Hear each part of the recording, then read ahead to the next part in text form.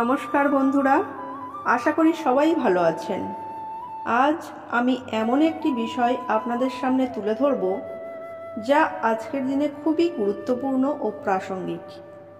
একটা বয়সের পর আমরা সবাই কম বেশি কোলেস্টেরল নিয়ে চিন্তিত, কারণ এই কোলেস্টেরলের সাথে হার্ট অ্যাটাকের সম্পর্ক ওতপ্রোতভাবে জড়িত।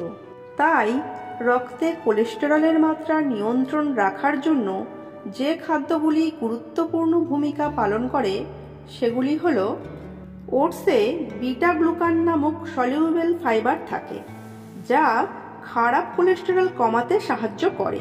ফলের মধ্যে আপেল, আঙুর, কমলা প্রভৃতি এবং সবজির মধ্যে গাজর, মটরশুঁটি, ব্রকোলি, ঢেঁড়স ইত্যাদিতে থাকা সলিউবেল ফাইবার খারাপ কোলেস্টেরল কমায়।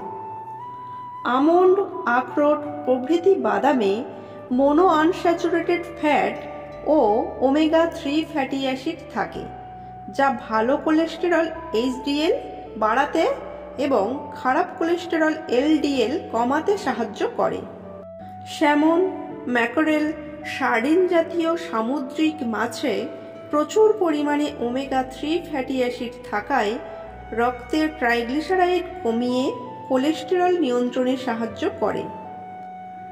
Olive oil mono unsaturated fat সমৃদ্ধ হওয়ায় খারাপ কোলেস্টেরলের মাত্রা কমিয়ে ভালো কোলেস্টেরলের মাত্রা বাড়ায়। প্রতিদিন 1 থেকে 2 কোয়া রসুন খেলে খারাপ কোলেস্টেরল কমাতে পারে। এছাড়া মেথি, সোয়া প্রোটিন, বার্লি, গ্রিন টি খাদ্য তালিকায় থাকলে কোলেস্টেরলের নিয়ন্ত্রণ সম্ভব হতে পারে।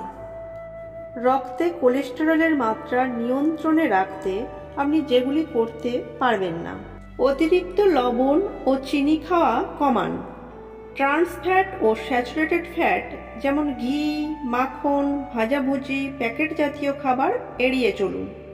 নিয়মিত ব্যায়াম করুন, যেমন হাঁটা, দৌড়ানো, সাইকেল চালানো, সাঁতার কাটা প্রভৃতি করতে পারেন। ধূমপান ও অ্যালকোহল পরিহার করুন। অতিরিক্ত ওজন কোলেস্টেরল বৃদ্ধির ঝুঁকি বাড়ায়, তাই ওজন নিয়ন্ত্রণে রাখুন।